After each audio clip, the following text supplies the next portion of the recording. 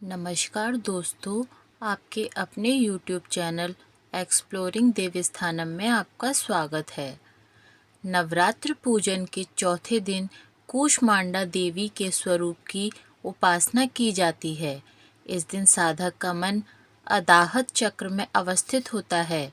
अपनी मंद हल्की हंसी के द्वारा अंड यानी ब्रह्मांड को उत्पन्न करने के कारण इस देवी को कूष्मांडा नाम से अभिहित किया गया है। जब सृष्टि नहीं थी, चारों तरफ अंधकार ही अंधकार था, तब इस देवी ने अपनी ईषत हास्य से ब्रह्मांड की रचना की थी।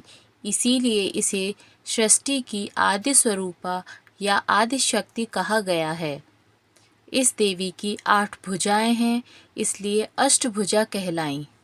इनके 7 हाथों में क्रमशः कमंडल, धनुष, बाण, कमल पुष्प, अमृतपूर्ण कलश, चक्र तथा गदा हैं। 8वें हाथ में सभी सिद्धियां और निधियों को देने वाली जपमाला है। इस देवी का वाहन सिंह है और इन्हें कुम्हड़े की बलि प्रिय है। संस्कृति में कुम्हड़े को कूष्मांड कहते हैं, इसीलिए इस देवी को कूष्मांडा कहा जाता है। इस देवी का वास सूर्यमंडल के भीतर लोक में है। सूर्यलोक में रहने की शक्ति क्षमता केवल इन्हीं में है, इसीलिए इनके शरीर की कांति और प्रभा सूर्य की भांति ही दैदीप्यमान है। इनके ही तेज से दशों दिशाएं अलौकित हैं।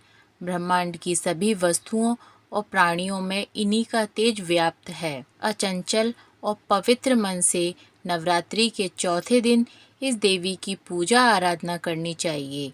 इससे भक्तों के रोगों और शोकों का नाश होता है तथा उसे आयु, यश, बल और आरोग्य की प्राप्ति होती है। यह देवी अल्प सेवा और भक्ति से ही प्रसन्न होकर आशीर्वाद देती हैं।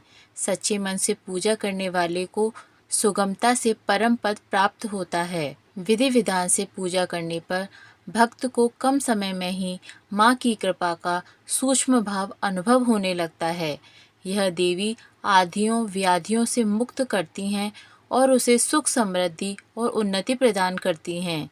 अंततः इस देवी की उपासना में भक्तों को सदैव तत्पर रहना चाहिए। धार्मिक मान्यता है कि माँ कूष्मांडा की पूजा करने से साधक को मनोवांछित फल की प्राप्ति होती है, साथ ही सभी प्रकार के शारीरिक और मानसिक कष्टों से मुक्ति मिलती है।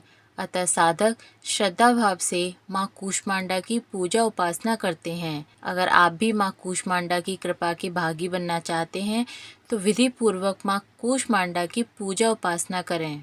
साथ ही पूजा के समय व्रत कथा का पाठ अवश्य करें। इस व्रत कथा के पाठ से साधक की हर मनोकामना पूरी होती है। आइए जानते हैं माँ कूष्मांडा की व्रत कथा। सनातन शास्त्रों में निहित है कि चिरकाल में त्रिदेव ने सृष्टि की रचना करने की कल्पना की। उस समय समस्त ब्रह्मांड में अंधेरा छाया हुआ था।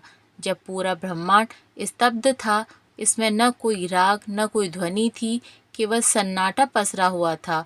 उस समय त्रिदेव ने जगत जननी आदिशक्ति माँ दुर्गा से सहायता ली। जगत जननी आदिशक्ति माँ दुर्गा के चौथे स्वरूप माँ कूष्मांडा ने तत्क्षण ब्रह्मांड की रचना की। कहते हैं कि ब्रह्मांड की रचना माँ कूष्मांडा ने अपनी मंद मुस्कान से की। माँ के मुखमंडल पर फैली मंद मुस्कान से समस्त ब्रह्मांड प्रकाशवान हो उठा। ब्रह्मांड की रचना अपनी मुस्कान से करने के चलते जगत जननी आदिशक्ति को माँ कूष्मांडा कहा गया। माँ की महिमा निराली है। माँ का निवास स्थान सूर्यलोक है। शास्त्रों में कहा जाता है कि माँ कूष्मांडा सूर्यलोक में निवास करती हैं।